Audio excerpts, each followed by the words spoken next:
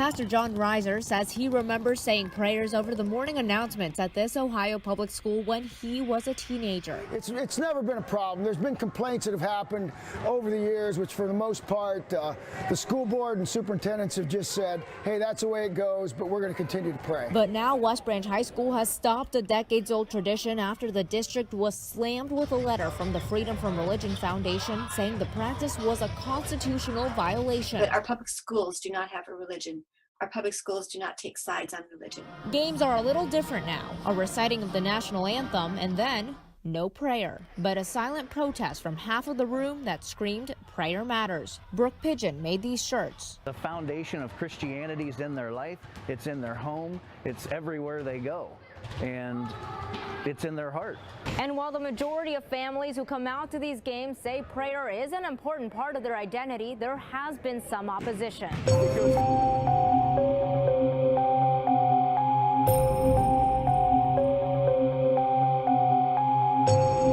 On December 6th, President Trump's words shook the world. He recognized Jerusalem as the capital of Israel, and whether he knows it or not, fulfilled his part in a frightening biblical prophecy. Because according to the final chapters of the Bible, our country and every American citizen are about to face its greatest tribulation. Only the church leaders know the true meaning of this biblical prophecy that is encrypted in the writings of 4 ancient prophets, inspired to send a warning across the centuries to all true Christians and patriots. Therefore, before watching this documentary, be forewarned. You are about to see how all the world's leaders and their armies are silently playing their part in the lead up to the greatest and darkest event in human history, an event that may leave 290 million Americans dead in its wake. Once you witness the chilling evidence of the words of our Lord coming true, there is no turning back. It will simply be impossible for you to go about your daily life like you used to before knowing the truth. But take comfort, for it is God's will that you are here now so that you may have the time to prepare and maybe grant you salvation from all the wickedness of our times. And if you're feeling skeptical right now, let me ask you one question. Who would have thought 70 years ago that the Jewish people would have a country to call their own? Only those who read Ezekiel chapter 37. That is what the prophet wrote 2,700 years ago. The hand of the Lord was on me and set me in the middle of a valley. It was full of bones. Then he said to me, these bones are the people of Israel, my people.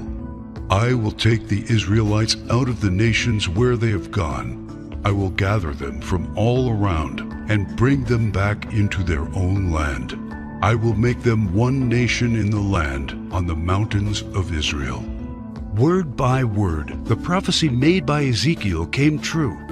In 1947, the nation of Israel was born after the horror of the Holocaust, symbolized by the Valley of Bones. Scattered for more than 2,000 years, the Jewish people come from all over the world into this new state and made it an economic and military power. Yet, it was not whole. Israel needed Jerusalem to become its rightful capital again, and that only happened with the support of President Trump. However, to the north of Israel, other biblical prophecies have come true. The prophets Isaiah and Jeremiah write about this Syrian civil war.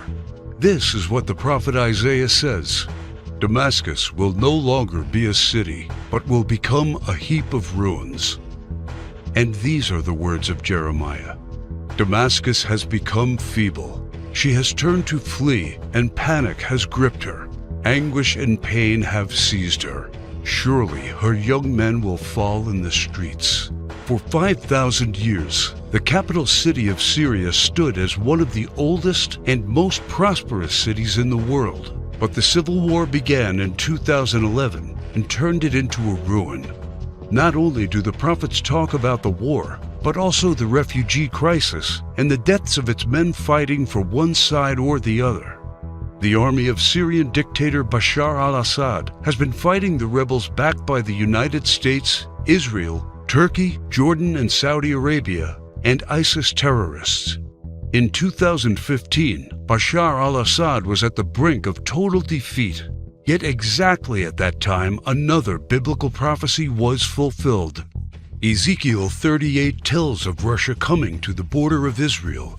The word of the Lord came to me. Son of man, set your face against Gog of the land of Magog. I will turn you around, put hooks in your jaws, and bring you out with your army. In the latter years you will come into the land of those brought back from the sword, and gathered from many people on the mountains of Israel. One only has to look at the map of the world as it was known at the time of the prophet to understand. To the north of the Caspian Sea, we find the people known as Magog, inhabiting the land known as Rosh. Over time, the ancient name of Rosh became current-day Russia. Twice, Ezekiel says that Magog will bring his armies from the extreme north to the border of Israel. None other than President Ronald Reagan, a devout Christian, said many times he truly believed Russia to be Magog according to Ezekiel. What about the word Gog? Bible scholars agree that the word Gog is not an actual name but a title. He is the ruler of the land of Magog, like a king or a czar. Ezekiel clearly says that Russia will come to the mountains of Israel in the latter years. This happened in September 2015 and never before. For the first time in history, the Russian Army, Navy, and Air Force became involved in a war in the Middle East. According to Ezekiel, Magog's armies has several allies: Persia, Kush, and Gomer and Togarmah. Iran has been known as Persia for much of its history during the time of the prophets and beyond. Right now, Iranian troops are on the ground in Syria, fighting side by side with the Russians and the forces loyal to the regime of Bashar al-Assad. Put and Kush are the ancient names of Libya and Egypt. Egypt and Libya both suffered civil wars, and the new leadership is very friendly to the Russians. But the greatest surprise is the land known to Ezekiel as Gomer and Togarmah. The historian Flavius Josephus references Togarmah and Gomer as the people that lived on the territory of present-day Turkey. In fact, Turkish history books identify these tribes as living on their land at the time of the prophets. 3 years ago, Turkey was a strong NATO ally, but everything changed after the failed coup attempt in 2016. Now, Turkey has become increasingly hostile to NATO and the United States. It forced NATO to remove forces from its bases. It's buying weapons from Russia. It fully condemned the idea of Jerusalem becoming the capital of Israel. And in fact, right now, the Turkish army is in Syria, fighting to defeat the enemies of the Syrian dictator. The End Times Alliance, prophesied in the first verses of Ezekiel chapter 38, has already been formed. Never in the history of mankind has there been an alliance between Russia, Iran, and Turkey. Now, one final prophecy needs to be fulfilled before the start of World War III. We saw how Jeremiah predicted the destruction of Damascus in chapter 49, but there is one more thing he wrote about that has not happened yet. And I will kindle a fire in the wall of Damascus, and it shall consume the palaces of Ben-Hadad. Ben-Hadad is not an actual person, but a title. Just do one simple search online, and you will discover that Ben-Hadad is the ruler of Aram Damascus. While it is clear that Bashar al-Assad is the current ruler of Damascus, Aram is a region in Syria now known as Aleppo. The city of Aleppo was just recently recaptured by the regime of Syrian President Bashar al-Assad with the help of Iran and Russia. And Jeremiah says that soon his palace will be burning. How does this happen? Look no further than the headlines of recent months, and you see time and time again Israel calling for the assassination of the Syrian dictator. Isaiah also writes about the end of Syria's dictator. The fortified city will disappear from Ephraim, and royal power from Damascus. This is the spark that ignites World War III. Ezekiel chapter 38 states that 2/3 of Israel will be destroyed in this coming war, and those left in the Holy Lands will face grief and pain and hardship. So what happens to the United States? Will we not help Israel at its darkest hour? To answer this question, we must first find the United States in biblical prophecy. John the Apostle in the book of Revelation and Jeremiah and Isaiah talk about another end times nation in their writings, a nation called Babylon, or Mystery Babylon. The name is deeply symbolic.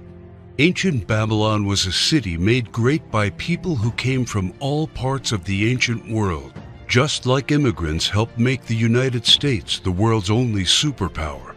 And because the prophets didn't know of the existence of the North American continent at the time of the visions, they called it Mystery Babylon.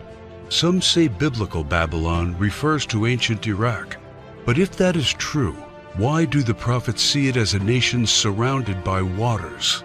O thou that dwellest upon many waters, abundant in treasures, where all who had ships on the sea became rich through her wealth. While biblical Babylon has plentiful access to waters rich in resources, most of Iraq is a desert and has only a narrow stretch of coastline. Why do the prophets talk about pollution when in ancient Iraq there could be no such thing? Thou hast destroyed thy land. I have polluted mine inheritance, and have given them into thine hand. Babylon mounts up to heaven, and ascends above the heights of the clouds. These metaphors clearly reference a nation that has discovered flight. It is obvious that Babylon, or Mystery Babylon, can't be ancient Iraq. But the prophets have more to say about this end times nation. Babylon is hailed as a queen among nations, the lady of kingdoms. According to the prophets, Babylon reigneth over the kings of the earth. It is the praise of the entire earth, and an astonishment among the nations. It is a place of great riches, and the merchants of the earth are waxed rich through the abundance of her delicacies. In fact, the prophets say clearly that should something happen to Babylon, all worldwide trade would stop. The merchants of the earth will weep and mourn over her, because no one buys their cargoes anymore. It is the #1 military power, and it's called the hammer of the whole earth. Isaiah in verse 18, chapter 2, talks about how Babylon's beginning would be unique and awe-inspiring. America was created out of the former British colonies, a nation made out of many states just like the prophets foretold. Our ancestors were the first British colonists, and we speak their language. That's the reason why Jeremiah sees England like a mother to the U.S., according to verse 50, chapter 12. More so, the prophets talk about the lion that is on the sigil of the mother of Babylon. England uses the lion as its royal symbol. The last crew the prophets left us is incredibly accurate. The scripture often refers to Babylon as a woman. According to the book of Revelations, she sits atop water and has a golden cup in her right hand and a crown of 7 rays on her head. And the woman which thou sawest in that great city, which reigneth over the kings of the earth. The United Nations, in theory, reigns over all the kings of the earth, and is situated in New York, the great city where you can see the Statue of Liberty. The statue is the most well-known landmark in the U.S., and the symbol of Babylon the prophets are referring to in their clues. So why, then, are they also calling it the Whore of Babylon? The sculptor of the Statue of Liberty was Auguste Bertoldi, a Mason belonging to the Great Masonic Lodge in Paris. Before beginning the Statue of Liberty project, Bertoldi was seeking commission to construct a giant statue of the goddess Ishtar. The Romans also adopted this fertility goddess, but they changed the name to Libertas in Latin, Liberty in English. Libertas is the mythological equivalent of Ishtar. Therefore, the Statue of Liberty is in fact a statue of Ishtar, the Babylonian goddess of fertility, love, and sex. According to the ancient Babylonian rituals, one could only be purified of sin after intercourse with a temple priest or priestess of Ishtar. In return for this salvation, a gift offering was needed. Ishtar was the patron mother of the temple priestesses and priests. She was the mother of what we would call today prostitution. This is why Ishtar was seen by early Christians as the whore of Babylon. And that is why the Statue of Liberty, the symbol of America, is also called by the prophets the whore of Babylon. Do you think it is just a coincidence that the U.S., the home of the greatest and most famous statue of Ishtar, provides 65% of pornographic movies and adult entertainment to the world? Is it just another coincidence that this is the country where sexual liberation originated and spread to the rest of the world? It's not.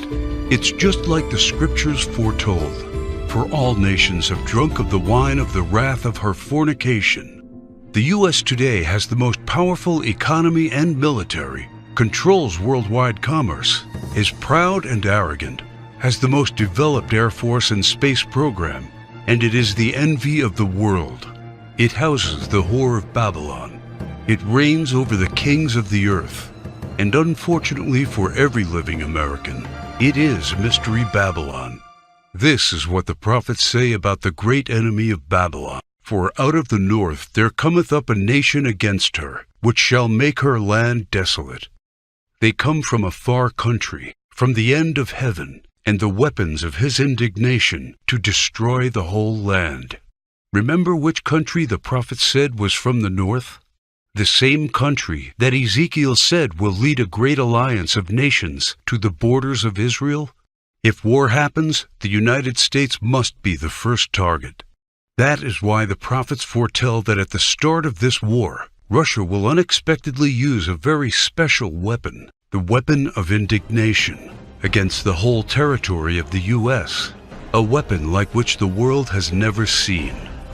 The Holy Book shows how Babylon will feel the fury of this terrible weapon. This weapon will hit our entire country and all our defenses will be in vain.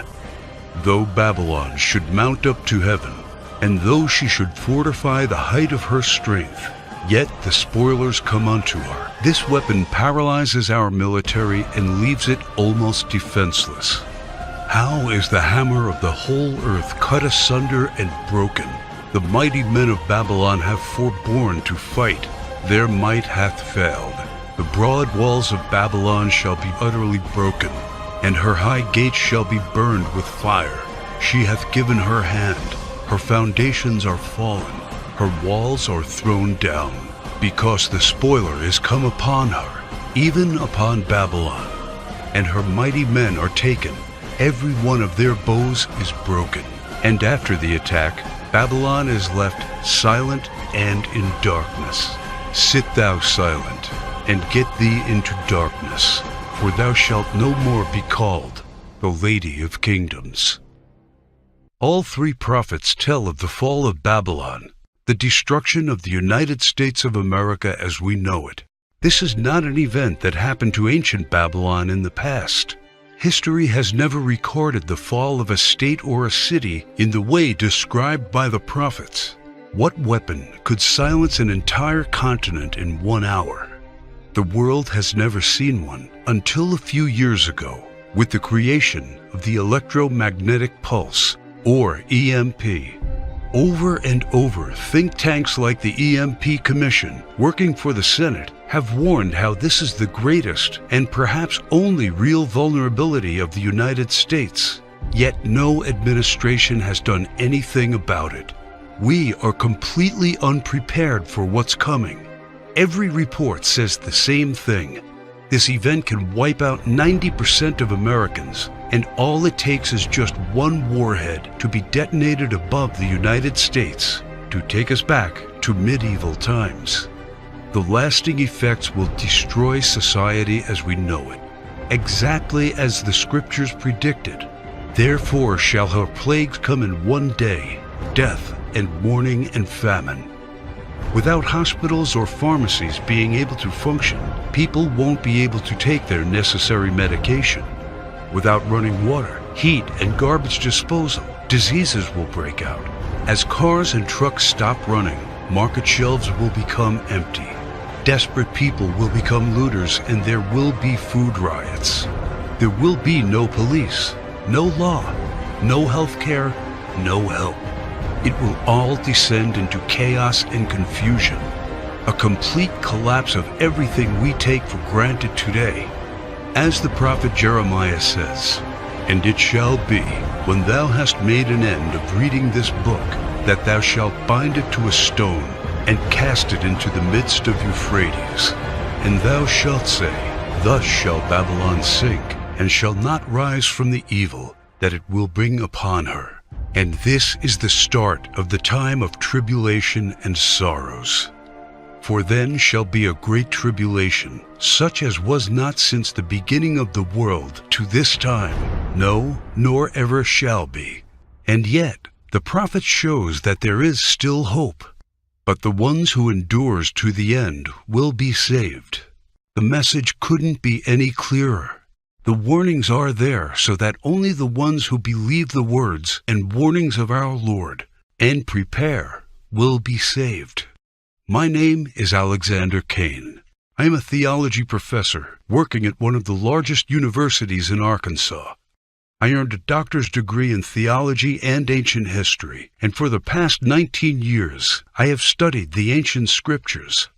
And as I saw this prophecy come true, I knew I had to do everything in my power to protect the ones I love, and the obvious place to look for answers is in what people did 200 years ago to survive and thrive without electricity. The knowledge, methods, and skills of our ancestors will keep us alive after the EMP.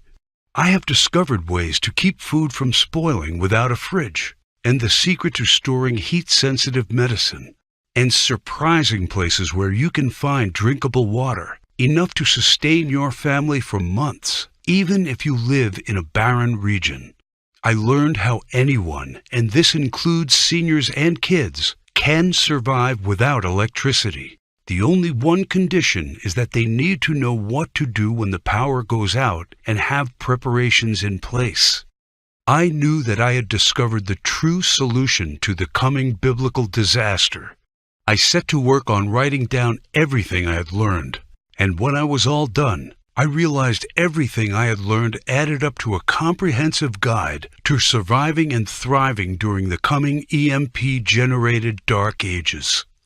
Every word written in the knowledge that what's coming is worse than Katrina, Sandy, or any other natural disaster. The fall of Babylon America will be man-made and countrywide, and there will be no place to hide. But faith, knowing what to do, and preparing for what's coming are the only things that will get you through the fall of Babylon America. That is why I have named my work Alive After the Fall. Everything inside is specifically designed to get you through the immediate effects of the weapon of indignation. This is like a Noah's Ark packed with knowledge for the coming disaster. Let me show you exactly what I mean. It's just a seemingly normal evening, and you're probably home watching TV when suddenly all the lights and electronics go out. Without any warning and without any explanation, the utilities are out. There are no more lights. There is no running water or gas for your oven. Your phone doesn't work. You look out the window and see that everywhere you look, it's the same. Darkness and silence. You knew that this was coming. You know what has happened. And you know you are ready because you discovered and put into place a step-by-step plan to prepare for when the EMP strikes. That is what Alive After the Fall is all about. You know exactly how to find and cook food without using any power, and the hidden tricks to prevent your food and medicine from spoiling. While everybody else is looking helpless, waiting and hoping for the power to come back on, you are already using the simple and surprising methods you discovered to preserve your essential supplies from spoiling. You and your loved ones will not be among those scavenging for scraps. You head to the local store fast and hoard the 7 must-have medicine supplies that you can use to keep away 84% of the diseases that will run rampant after the fall of Babylon. Now it's time to stock up fast before the stores are looted, and you will be there before the lawlessness starts. This stockpile will be worth more than gold after the EMP. You'll feel safer knowing you have protected essential electronics like flashlights from the EMP, using a Faraday cage. This simple device will shield your electronics from the EMP. This device is sold on the black market for $600, but I will show you how to assemble one by using common parts that you have in your house in just under 23 minutes. By going through Alive After the Fall, you already discovered the 5 vital electronics that are crucial to have after the EMP strike, and they are all safe inside the Faraday cage. There will be other survivalists and preppers out there, and restoring some basic communication and lighting are the first steps towards rebuilding a society. You feel privileged knowing that you took all the steps. Your car still runs after the EMP, even though the pulse fries car engine circuits. Having transportation is a daily necessity right now, and a vital part of surviving when society breaks down. You will also need to know exactly how to make sure you and your loved ones stay calm and are prepared for the mental stress of such a calamity. And that's why when you get access to Alive After the Fall, you will also receive the Survivalist Mindset, Keeping Calm and Assertive After the Fall. You should know that the human mind is the most powerful weapon in any disaster situation, and this knowledge will make you sharp, aware, and focused, even when others are falling apart mentally. This guide is dedicated to showing you all the secrets to overcome the powerful emotions that can overcome even the most seasoned survivalists during a disaster. In Chapter 1, you will discover the simple blueprint to coping with the emotional stress that can ruin even the most carefully put together survival plan. Anticipate, identify, and manage. You will learn the simple remedies for the most crippling emotional states: isolation, anxiety, and hopelessness, and many, many others. This knowledge will keep you and every member of your group confident, disciplined, and steadfast, and will maximize your chances of survival. How to keep morale up, and how to maintain a positive attitude. Using this information, you will become a true leader of the community. Keep in mind that many have lost their lives because they succumbed to emotional stress first, and having this tool will make sure you are not among them. The final thing you need to know immediately after the fall is how to keep basic hygiene and sanitary conditions. It's called Secret to Sanitization After the Fall. And this is what the final part of the Alive After the Fall package is designed to show you. How to be safe from diseases by using survival techniques to dispose of potentially harmful waste and garbage.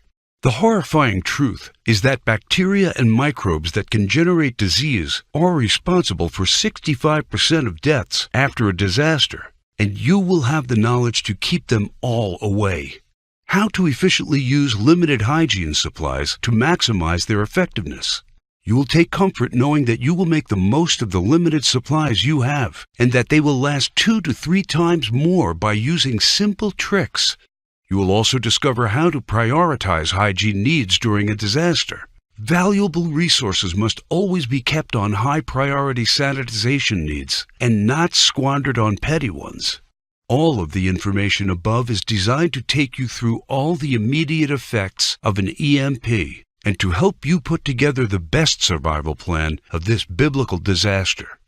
When you get Alive After the Fall, you will also get access to the Alive After the Fall members area, where you can check out the products, download, and print them. I definitely advise you to keep multiple hard copies around.